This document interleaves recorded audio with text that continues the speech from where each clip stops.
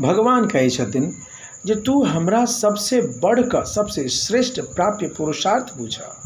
हम सबसे सुलभ छी, सबसे आसानी से प्राप्य पुरुषार्थ छी और सबसे शीघ्रता से प्राप्त पुरुषार्थ भी हम ही छी।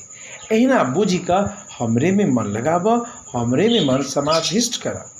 हे अर्जुन, हम परमेश्वर के सबसे परम प्राप्य पुरुषार्थ बुझि कऽ अपन बुद्धियों के हमरे में लगाब।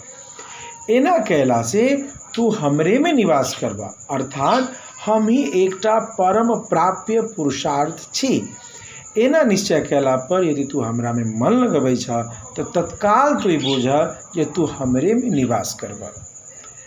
मैथिली भाषा में श्रीमद् भगवद गीता के टीका सुनऽ के लेल हमरा फॉलो करू, हमर चैनल के सब्सक्राइब करू, लाइक केनाइ नहीं बिसरू आ एकटा अपन मधुर कमेंट केनाइ भी बिल्कुल